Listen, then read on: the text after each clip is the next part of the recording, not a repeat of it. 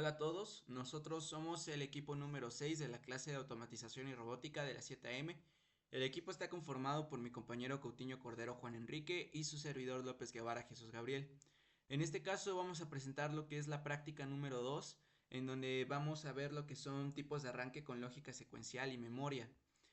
Dentro del primer circuito tenemos lo que es un circuito de arranque paro con autoenclavamiento. En este caso estamos viendo lo que es los diagramas de funciones, el diagrama de función del programa de Logo, donde aquí tenemos la lógica del circuito mediante bloques OR y AND, donde el bloque OR va a permitir el enclavamiento mediante la memoria M1 que tenemos por esta parte, mientras que el bloque AND que tenemos aquí va a condicionar el funcionamiento del estado del botón de paro, que en este caso nuestro botón de paro es I2.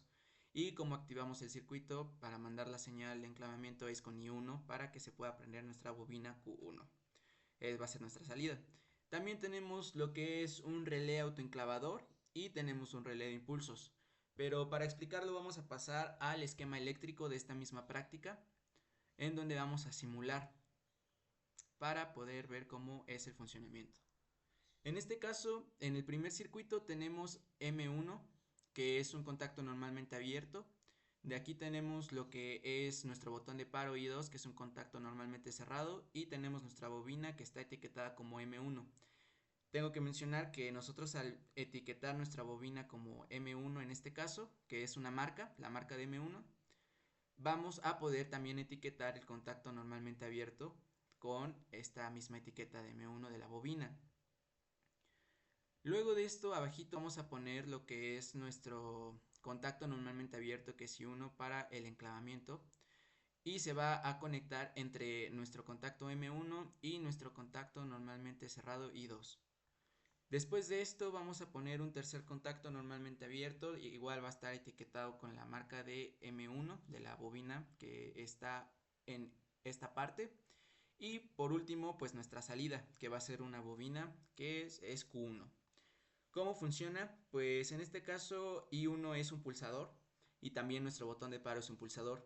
Cuando yo presiono I1 se empieza a correr la corriente, se manda la señal y entonces se prende nuestra bobina Q1 como podemos ver en la simulación. Cuando yo presiono I2, que es mi botón de paro, se va a cortar la corriente y se va a apagar la bobina Q1. Mira, si yo lo presiono, se apaga. Básicamente así es como funciona este primer circuito con el enclavamiento de la señal. Entonces I1 hace que prenda e I2, que es el botón de paro, hace que apague. Bueno, ahora vamos con el segundo circuito, donde estábamos hablando que tenemos un relé autoenclavador. Aquí lo que tenemos pues son nuestro primer contacto normalmente abierto I3, el cual se va a conectar a la terminal de set de nuestro relé autoenclavador.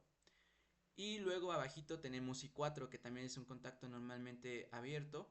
Ambos, en este caso I3 e I4 también son pulsadores. Entonces este contacto I4 va a estar conectado a la terminal de reset de nuestro relé. Y abajito vamos a tener otro contacto normalmente abierto, el cual va a tener la marca de SF001, que es nuestro relé autoenclavador, como podemos ver. Y de este va a salir lo que es nuestra bobina Q2, que va a ser la salida, que va a representar el estado que tenga nuestro relé al nosotros presionar ya sea I3 o I4. Vamos a comprobar esto. Entonces, si yo presiono I3, lo que va a pasar es que nuestra bobina Q2 se va a prender, como vemos aquí en la simulación. Y cuando yo presiono I4, lo que va a suceder es que se va a apagar. Entonces, lo que hace este contacto de aquí es recibir la señal de nuestro relé autoenclavador. Si yo presiono de nuevo I3, se va a prender, y si yo presiono I4, se va a apagar. Básicamente ese es el funcionamiento de nuestro segundo circuito. Ahora vamos a pasar al tercero y último de esta práctica número 2, donde tenemos tres contactos normalmente abiertos, I5, I6 e I7. En este caso I5 es el único que está configurado como pulsador, y por razones académicas vamos a tener también lo que es I6 e I7 como interruptores. En este caso I5 va a estar conectado a lo que es nuestro trigger, a la terminal trigger de nuestro relé de impulsos y nuestro contacto I6 va a estar conectado a la terminal de set e I7 va a estar conectado a la terminal de reset. Ahora, ¿qué pasa aquí?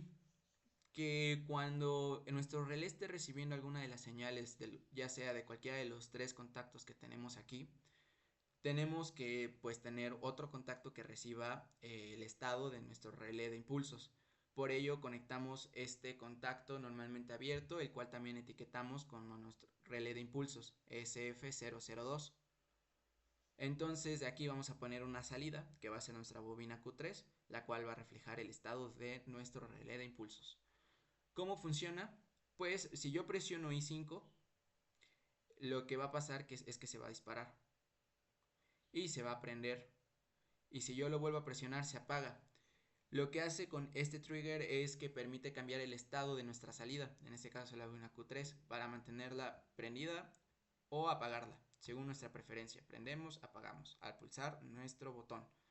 Ahora, de aquí nos pasamos a I6, que cuando yo lo presiono, nuestra bobina Q3, nuestra salida se va a mantener prendida. Y si yo presiono I5, no va a haber ningún efecto, porque está dominando en este caso la señal de I6, que es que se mantenga prendida. Ahora, si yo presiono I7, lo que va a pasar es que como está conectado a reset, va a cortar el flujo de la corriente y se va a apagar nuestra salida Q3, nuestra bobina Q3. ¿Por qué pasa esto? Porque en nuestro relé de impulsos tenemos esta preferencia en la entrada, donde ponemos que la entrada R tiene preferencia sobre la entrada S. O sea que el reset va a tener una preferencia sobre cualquiera de las otras entradas. Esto puede servir para cualquier tipo de emergencia que pueda surgir dentro de la industria. Entonces, si yo tengo activado I7 que está en reset, aunque yo pulse I5 o presione I6 no se va a prender la bobina Q3 porque I7 que es el reset tiene la preferencia hasta que yo lo desactive. Una vez desactivado yo ya puedo volver a prender la bobina Q3 al presionar el interruptor de I6 o también puedo volver a presionar el botón de I5 y cambiar el estado de la bobina entre prendido y apagado. Básicamente estos son los tres circuitos que están dentro de nuestra práctica número 2. Eso sería todo por mi parte. Muchas gracias por su atención y nos vemos en la práctica número 3.